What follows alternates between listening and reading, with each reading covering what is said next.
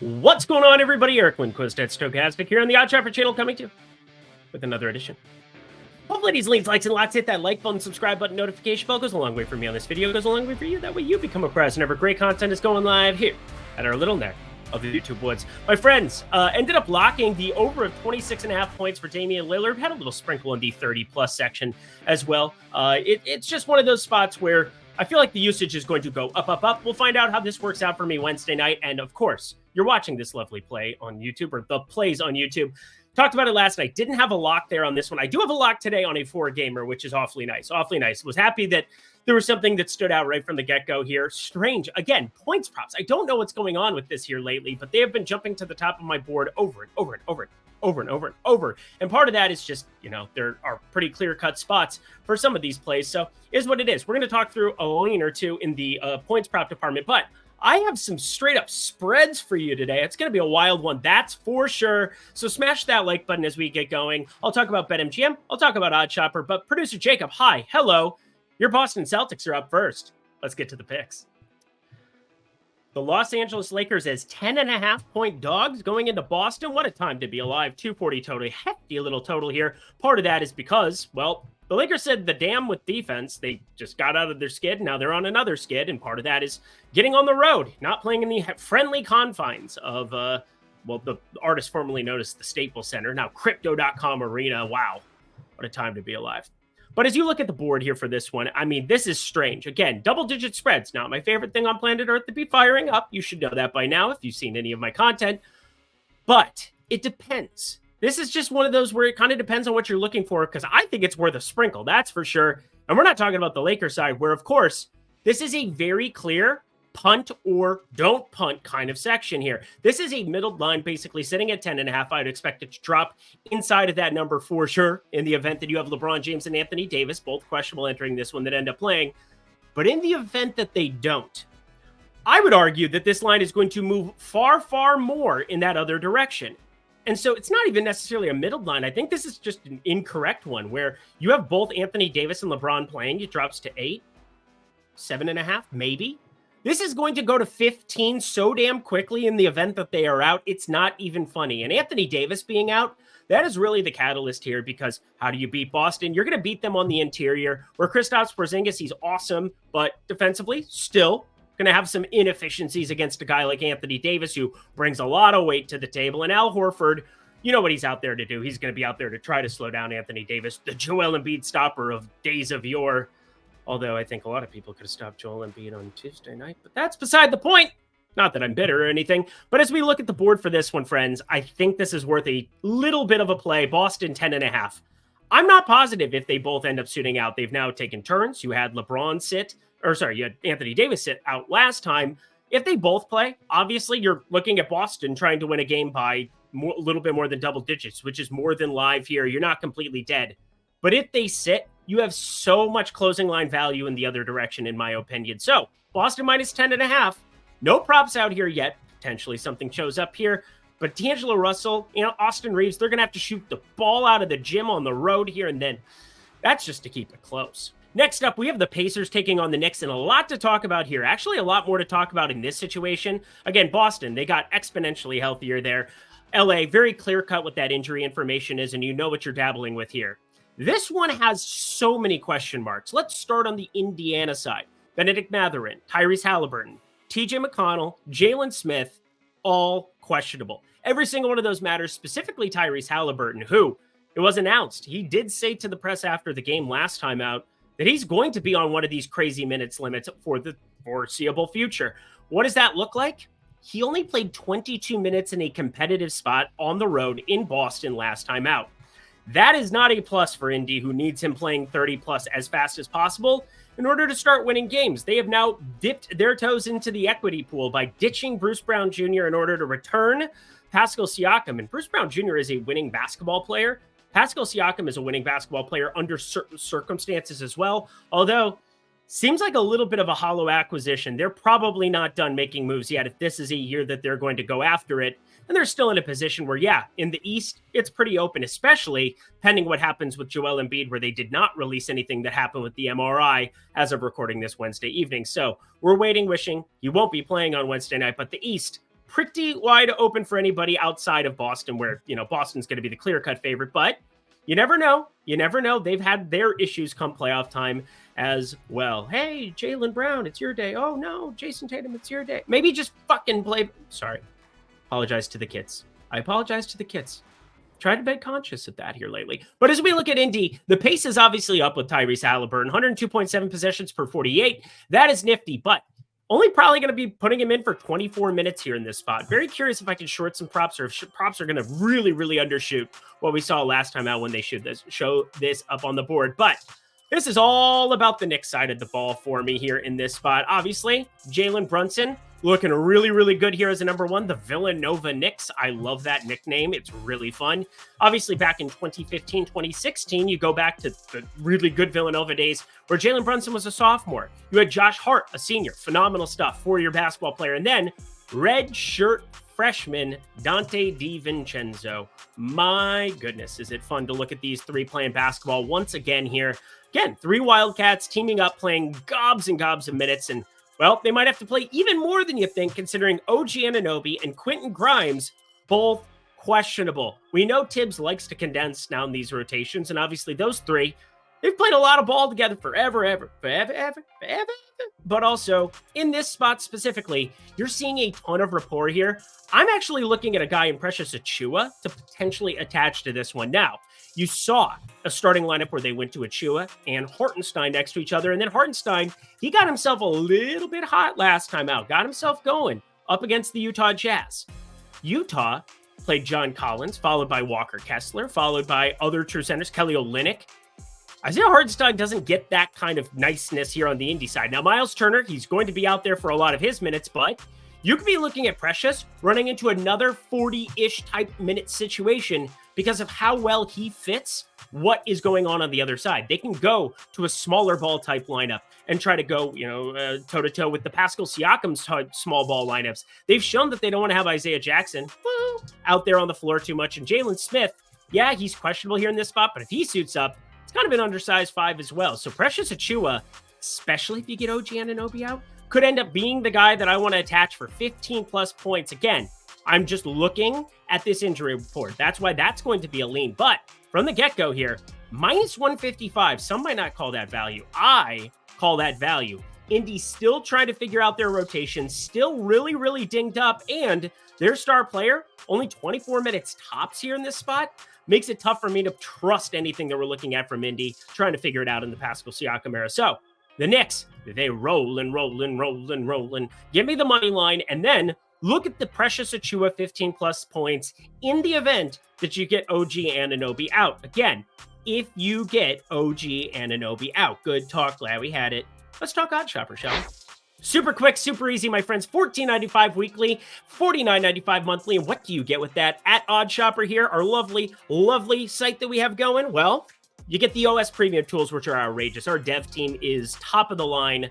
They are so divine. They are so fine. But you simply sort by positive EV. You check out the fantasy optimizer where you could go to Underdog Prize Picks and find the best plays every single day relative to expected value. You also have the parlay builder. So all you parlay people, you can put together whatever state you're in, whatever sports books you have, you're able to fire that up in the parlay builder. It's so nice. You're going to want to try it twice. So $14.95 weekly, friends, but gets better.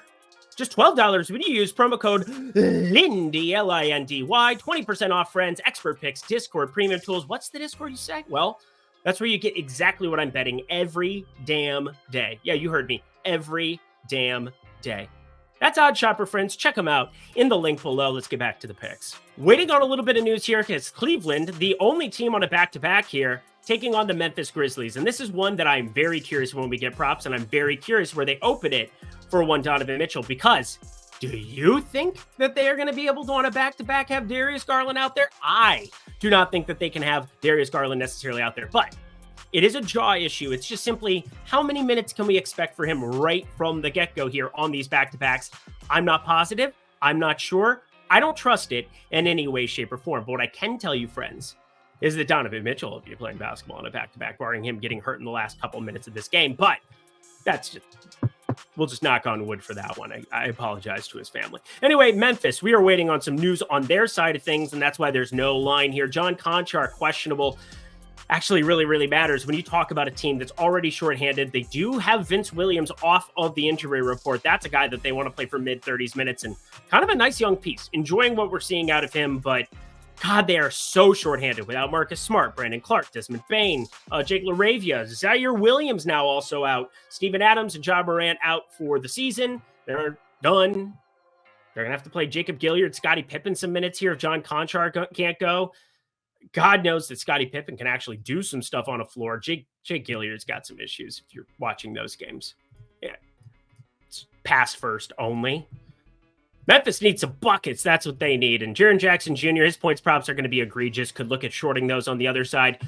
But we do have to wait a little bit on the Cleveland side of things, too. Does Evan Mobley play on a back-to-back? I'm not positive. It was a lower body injury for him. So 2 pieces of news that could work against Cleveland in terms of spread, but we don't even have it here. So I don't know what to tell you. They're going to be favored. There's no doubt about that. But for me, this has more to do with just Donovan Mitchell, 30-plus points. We've seen 28.5 be the opening number here for him. Well, opening number with Darius Garland and Evan Mobley. It's going to be north of 30 if they're both ruled out coming into tomorrow, but it's not like the books don't know that that's a potential thing. It's just that you want to be early to the party on those kind of guys like Donovan Mitchell, who against a bad team in Memphis, if it blows out, it's probably because he went completely batshit insane. So friends, Donovan Mitchell, 30-plus points. I said, these points props, I don't know where they're coming from. I don't know how this keeps happening to me, but you're talking about one of the top usage guys in the entire NBA, 30+% usage. We're going to see that continue even alongside Mobley and Garland, but getting them both out is just going to skyrocket his prop into the mid-30s, potentially. Super quick, super easy today, friends. Only 4 games on the NBA slate, but you got a Super Bowl coming down the pipeline super quickly as well. Less than 10 days away, or is it 10 days exactly? Yeah, less than 10 days by the time you hear this here on Thursday.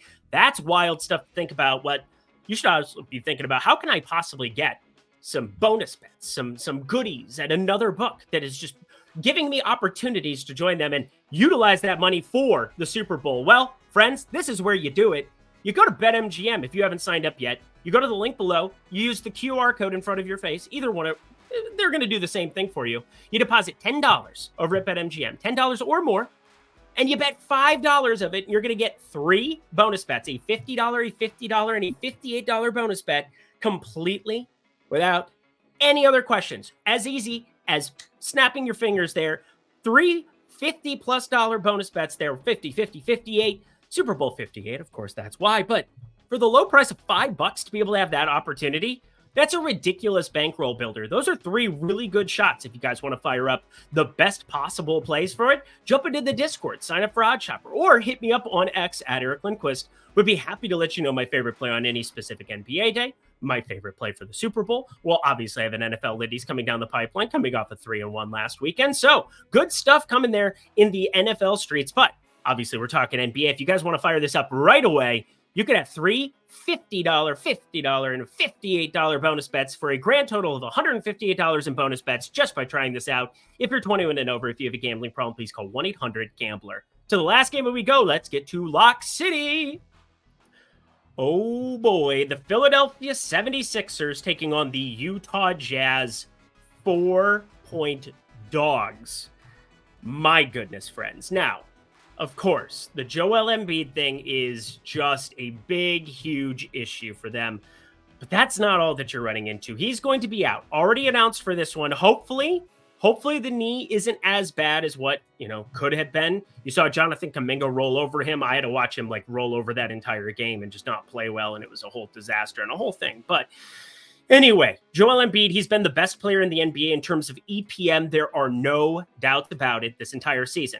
If you go to dunksand3.com and you look at the ratings of specific players, he is sitting in a bubble in another stratosphere. And then SGA is actually not terribly far down from him. But then there's a chasm down to Nikola Jokic here. Those 3 have been so damn good this season. It's not even funny. But Joel Embiid, you are now replacing 39% usage, 64.5% true shooting, 31% assist percentage, which is just absurd. And we know how good of a rebounder he is as well. 26.9% defensive rebound rate, 8.8% offensive rebound rate. That, my friends, is a ton of production, and you're not going to find it there with one Paul Reed. Defensively, insanely inferior to that of Joel Embiid. In fact, I would argue the defense is the thing that they're going to end up missing the most, specifically if Tyrese Maxey ends up missing this basketball game. So, again, Tyrese Maxey, if he plays offensively, they're going to be fine.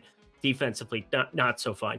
But anyway, Joel Embiid, plus 3.3 EPM on the defensive side of the ball, 99th percentile. That is not shocking. What is you're looking at a -1 for Paul Reed replacing him. Mo Bamba sitting down there at -0.7 in backup center minutes. They might try some small ball stuff here up against Utah if they have the personnel. And that, if friends, exists in Nicholas Batum, who is kind of like a throwaway acquisition to try to make everything work for James Harden. Well, they look to have gotten the better end of that, the Clippers. That's for sure, based on what we have in these current lineup iterations. You're still waiting for Robert Covington, who's going to be on the shelf for another 3 to 4 weeks. But Tyrese Maxey, questionable. Nicholas Batum, questionable. And a perfectly healthy Utah team that gets to utilize elevation to their benefit. And they are 15-6 straight up at home this season. Playing a Joel Embiid-less, potentially Tyrese Maxey-less Philadelphia 76ers. And don't get me wrong, Tobias Harris has looked a lot better this entire season. It's not just last game in Golden State where he did a lot of the heavy lifting for them. Still lost, but, did a lot of the heavy lifting. I am looking, my friends, at this being closer to 7, and I don't understand where this number opened at here. I put a small sprinkle on it. I think I'm going to tap it again here as we continue on. Again, I'm just got that done here right before the show started. So, friends, fire it up. Philadelphia, goodbye. Utah, -4. Lock of the day. It's a spread. That doesn't happen a lot here. A lot of times it ends up being props because you can run into more inefficiencies. You can beat those lines. Like, again, my guy Lillard is up to 28.5 after we bet him at 26.5 today. So that feels nice. I think people are jumping on the narrative train a little bit. Yeah, I kind of did too. Whatever. Utah -4, friends. My best play from Thursday. Lock it up. Full unit set. And that does it for another edition of Lindy's Leans, Likes, and Locks. You know what to do. Go to that comment section below. Let me know your favorite plays that exist here on the board for this lovely little 4-gamer we have before us on Thursday. Nice to have a little bit of a light day here. Tons of injury news here on Wednesday. It was a wild one. Almost said wet and wild. Why would it be wet and wild? That would be very strange. Just like this exit. And me a lot of the time. Thanks to BetMGM. Check them out down at the link below or, wherever. If you're 21 and over, if you have a gambling problem, please call 1-800-GAMBLER. And thank you to producer Jacob. Go Celtics. Hope they just massacre the Lakers. That would be awesome, friends. Until next time, I'm Eric Lindquist. Best of luck in the NBA streets on Thursday.